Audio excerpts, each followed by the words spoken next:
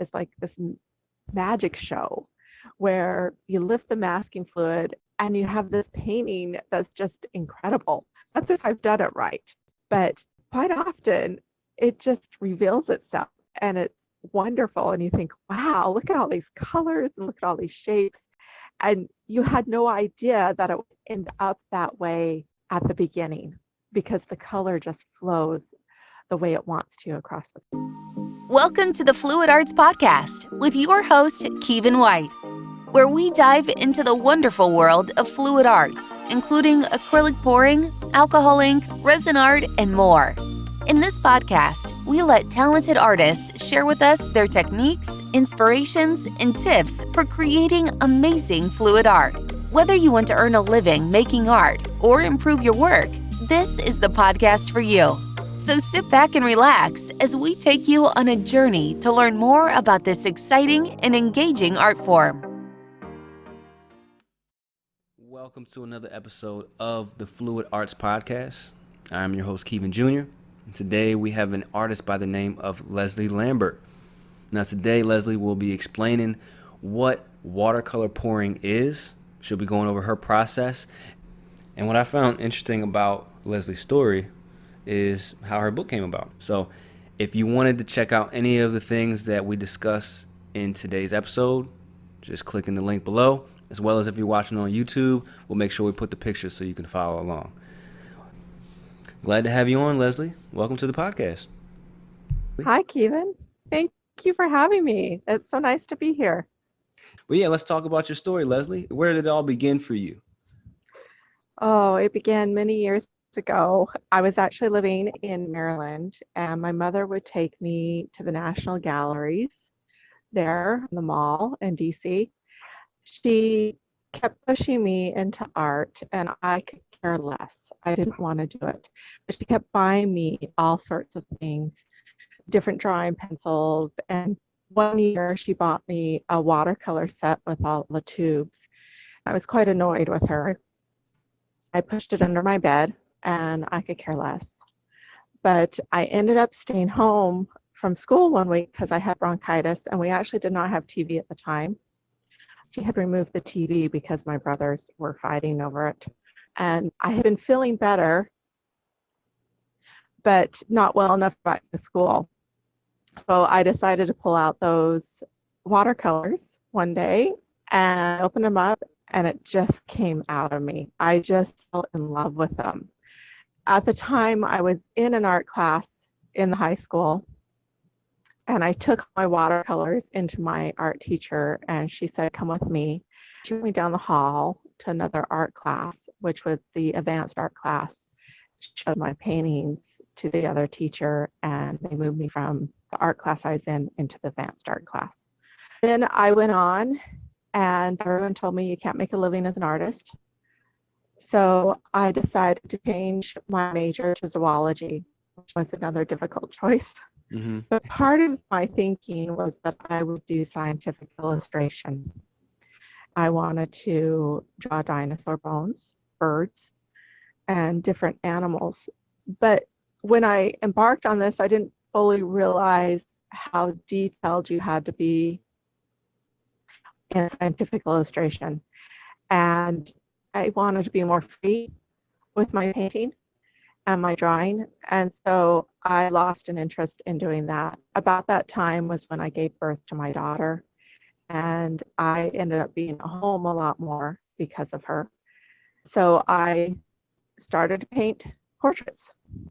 I did several portraits when I was in Boston. And then I moved to Canada to teach at the local community center. And I realized that a lot of people did not want to do portraits. And that was what I specialized in. I started to teach myself how to paint landscapes. I just worked really hard at it. And I read an article about poured watercolor one day. So I decided to give it a try just based on the article. Then I entered that piece in a show. And I had all these people say to me, "What's a poured watercolor? Can you teach us? Will you please teach us?" And I thought, oh no, I think I better learn some more or do this some more so that I can teach this. Mm-hmm. So I had to teach myself how to pour watercolors. And like all things, you basically are teaching yourself. You can receive guidance from others, but finding your own voice is up to you. Yeah, I just gotta say, wow. So that photo or the painting that you took of the water color pour, was that your first attempt, the one that you took to the art show? Yes, that was my first attempt. Yes, and it was a juried exhibition, and it got in. And like I said, I had all sorts of people say, "Can you please teach how to do this process?" Wow. Okay. So I know you taught yourself, like you said, but is that kind of what led into you teaching other people? Like you actually went through with it and started teaching others? Well, I have been teaching watercolor for several years at that point, but this specifically started to become what I was known for was the poured watercolors, and what I was asked to teach, not just there in the city that I lived in, Victoria, but across Canada and here in the US and then in Spain. So that became what I was known for, was the poured watercolors. Was that online when you were teaching, or was it like in person in these different states and countries? That was in person. This was about 2008, 2010. It was in person. And I ended up going back to school to get my master's degree in art education, which was a studio-based program. And that was only part-time at the university. It was full-time year-round, but we spent 6 intensive weeks every summer for 3 summers exploring what we wanted to do. And I just got more and more into the pouring at that time. Okay. Now I consider you my go-to person if anybody is interested in painting watercolors. But I did want to touch on that though. I've seen different methods through various videos, but can you walk us through the process of just roughly from start to finish what it takes for a watercolor pour? Okay, I can do that. So first I use photography as sort of my sketchbook. I'll go out and I'll take photographs, and then I will take my photographs and I put them into Photoshop. And Photoshop becomes another sketchbook for me, where I will cut and paste and move things around if I need to get the composition that I want. Then I take that composition and I draw it very carefully out onto my piece of paper. And that photograph I turn into a black and white copy so that I can look at the values better. Color doesn't really matter. It's more about the values. Once I have it drawn, I will use masking fluid to first save my white areas that I want to save in the final painting. Then once the masking fluid dries, I wet the paper, and I usually only use 3 colors, but sometimes I'll use up to 5 different colors. I start with a lighter value with my watercolors, and the watercolors come in tubes, and I will put them in little cups and add water to them and make them liquid. So now they're liquid watercolors. So I wet my paper and I will just pour the paint across the paper. And that's where the spontaneity comes in. So I do a lot of careful planning at first, but then I can be spontaneous at this point and just let the colors flow together and decide where they want to go. I will tilt the board and everything else, and I end up pouring it off onto the bed box. When that dries, I will use the masking fluid again to save the next value that I want to save, which is a light value at this point. Then again, I will pour more paint, usually the same 3 to 5 colors. They will be more saturated, a little bit thicker. And I pour them basically in the same areas that I poured the first time. I let it dry and I continue masking out the next value. And I'll mask out, pour paint, let it dry, mask out again. I do that about 4 or 5 times before I call it complete. And the last pour will be my darkest pour. I'll just use a red and a blue to get the darkest values. And they're quite saturated at that point. Then after that dries, I really don't know what to expect. I kind of have an idea of what I want, but I don't know what to expect. I lift the masking fluid, and that's when the magic happens. It's like this magic show where you lift the masking fluid and you have this painting that's just incredible. That's if I've done it right. Now, there's times I've had to go back in and fix things, but quite often it just reveals itself and it's wonderful. And you think, wow, look at all these colors and look at all these shapes. And you had no idea that it would end up that way at the beginning because the color just flows the way it wants to across the paper. Wow. So during that 4 to 5 repeated step process where you're letting it dry and then going back, how long does that typically take you? I prefer to do a piece over a week so that I have time for the paint to really settle into the paper. Usually I'll mask in the morning and then I pour it in the afternoon and I let it sit overnight to make sure it has completely dried and has been absorbed into the paper. I find that when I blow dry or I don't allow it to have that time to really soak in, it doesn't get as dark as I want it to. So I make sure I allow myself time to do it over a week and sometimes 2, depending on if I have a lot going on. I'll work on 2 or 3 pieces at a time because while the masking fluid is drying or while the paint is drying, I can move on to something else. Nice. Okay. So you're pretty much doing the same step 3 or 4 times for each painting. Yes, I am. Okay. And can you explain it to the listeners who may be a beginner what the masking fluid is? Yes, masking fluid is a liquid latex. It's kind of like rubber cement. You can just buy it from any one of the art stores. I prefer Winsor & Newton because it's the easiest to find and I've had the most success with it. But I apply the masking fluid in a couple different ways and it will dry like rubber cement and then you can just peel it off at the end. But it can be clear or it can be yellow and like it's a liquid rubber basically is what it is. So you'll do your first layer, and then once that dries, you take off the masking fluid. Do you go over the part that was covered up, or do you go over everything? No, so what I do is I leave the masking fluid on. So I've let it dry after my first pour. I leave the masking fluid from the first mask on, and I build up with more masking fluid, and it builds up several times.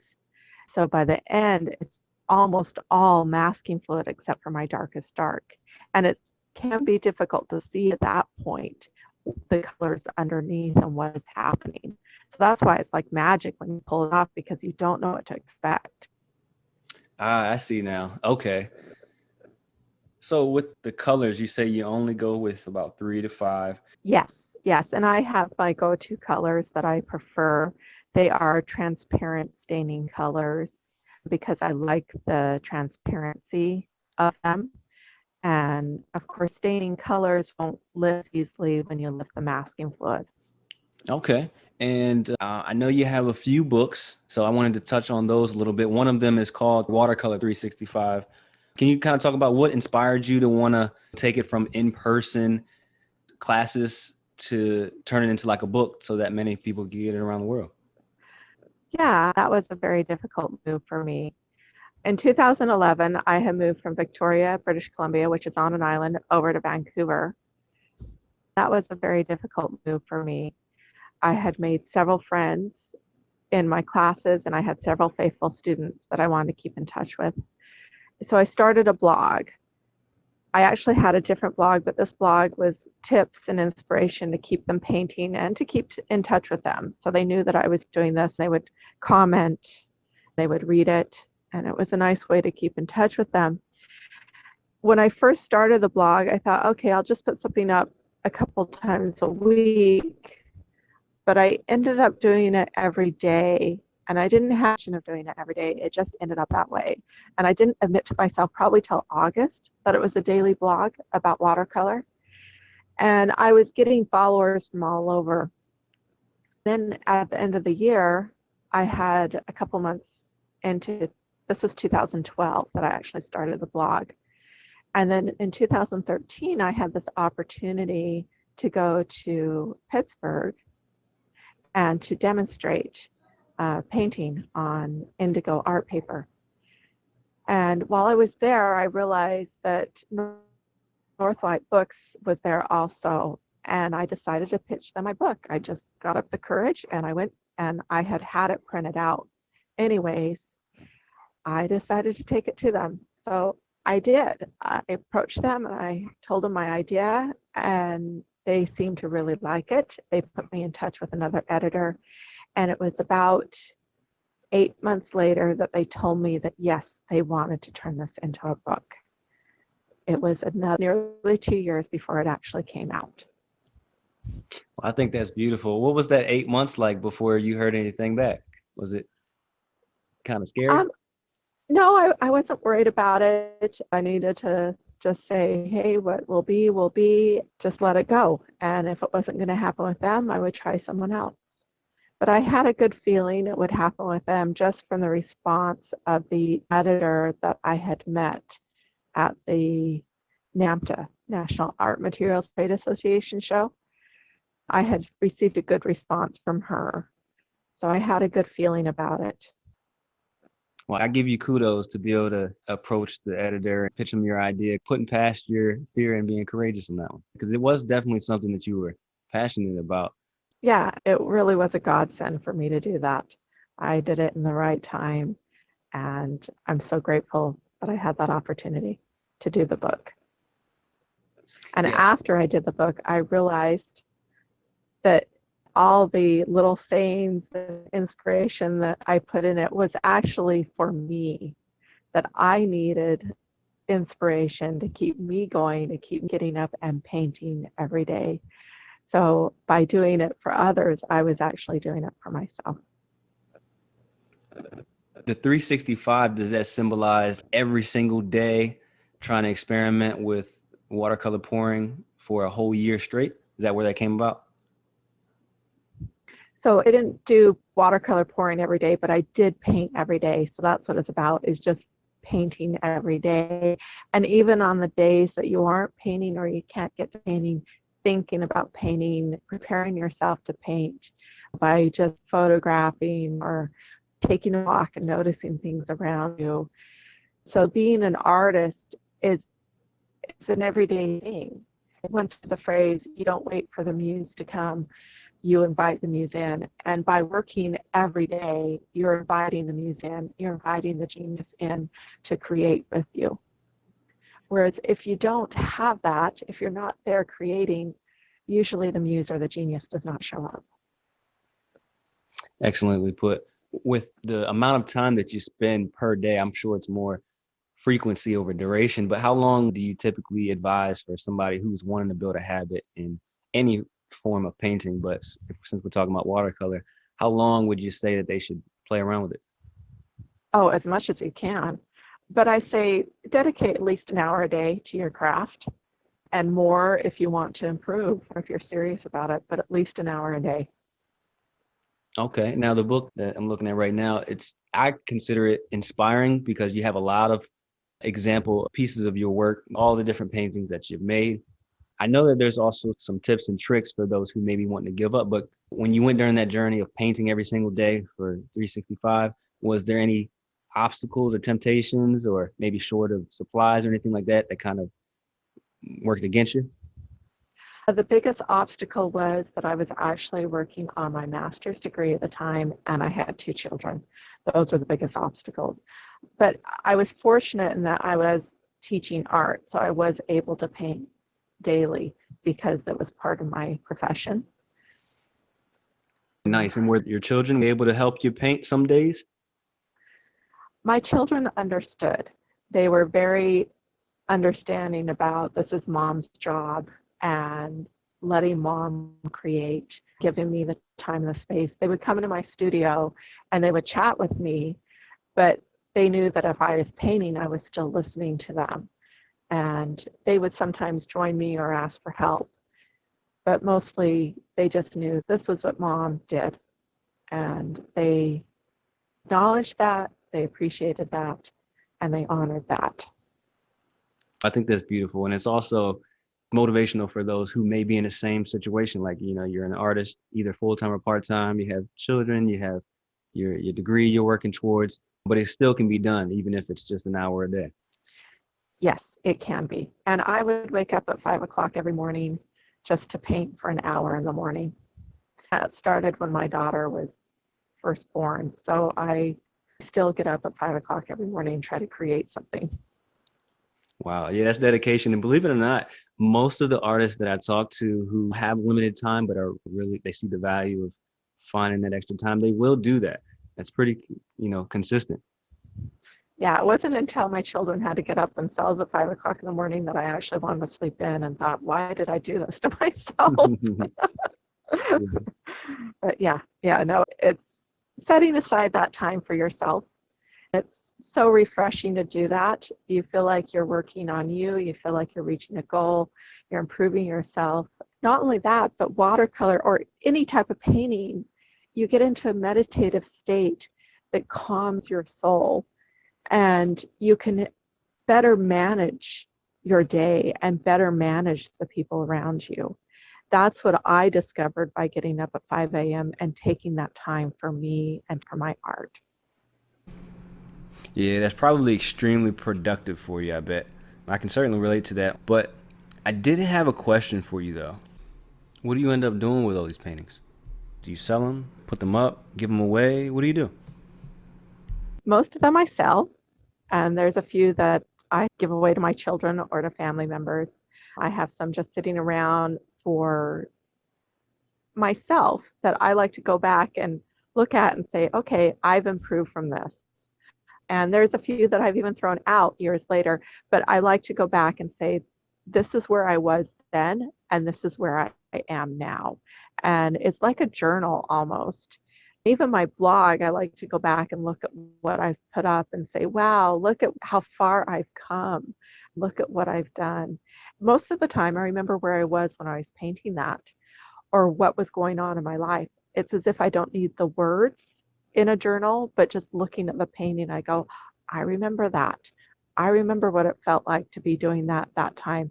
I remember I have memories of my children. I have memories of places that we went, because when I went out with my children, we'd go for walks or whatever, I'd be taking photographs. And even the portraits of my children are such wonderful memories. I keep those for myself because of that. And my kids can have them someday, but they're mine for now. I feel like when I paint something, a landscape, I feel like I've lived in that area. I have lived in that landscape. Even if I have just walked past it and taken a picture, by painting it, I've suddenly lived there in that area. Yeah, I can resonate with that, especially because you can take the photo in literally seconds, but if you're painting or recreating it, it can be hours, like you say, sometimes where you did spend a week in that specific place. So I can see exactly what you mean. Yep. So where do you typically sell your paintings? Do you do social media, website? Where should viewers go if they want to buy some of your art? They can go to my website. I have two websites. I have one which is mostly about my courses, which is watercolor365.com. And there is a link to my portfolio website. But my portfolio website is leslielambertart.com. I am represented by a gallery in Jackson, Wyoming, Horizon Fine Art. And that's where they can find my work. I have a weekly newsletter that I send out with my latest work, and I have a blog on the Watercolor 365 where they can see what I'm working on. If they want to learn how to do the watercolor pouring, you got a course, but can you talk a little bit before we go about the course? So I do have a pouring course. It is pouring colorful watercolors with crab apples, and it is an online course. It's pre-recorded, so you can do it in your own time. And I take you step by step to learn how to pour a painting of crab apples. All the materials are provided, the reference photo and the reference drawing is provided there. I give you a supply list of what materials work best with pouring. And then you can watch it, rewind it, pause it. It's great to do online courses that way. I've done a couple myself, and it's wonderful to go back. So you can find that through my website, watercolor365.com. I'm also just started January 1st a brand new course that is an everyday course for a full year. It is called Draw 365, and it teaches you how to draw.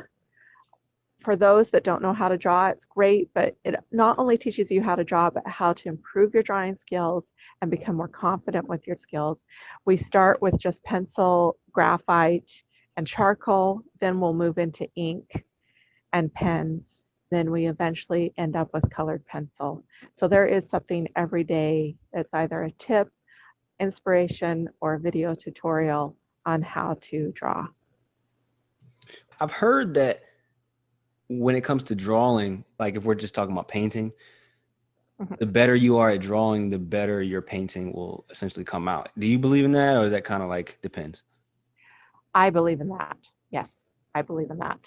Let's put it this way. I think it does make you more confident when you go to paint, because drawing is really the bones of a painting, and it's composition as well. I think you start to learn these things the more you create, is how to recognize good composition and how to do it. But if you have a strong drawing foundation, when you go to paint, you feel much more comfortable about it. So it could be a mental thing, but I think you do become more confident in your work. Cool. Well, then I have to start working on my drawing skills. I think I remember from a conversation earlier that your kids also have a cool name for you as well, right? Yes, they do. They call me Watercolor Woman or the Water Bender.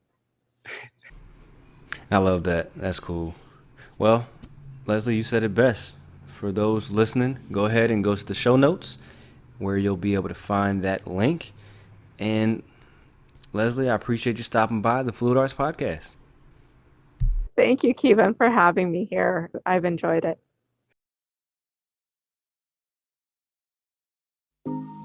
If you enjoyed today's episode, then please like and share with your community. And please let us know if you have any suggestions for artists you'd like to hear on our show.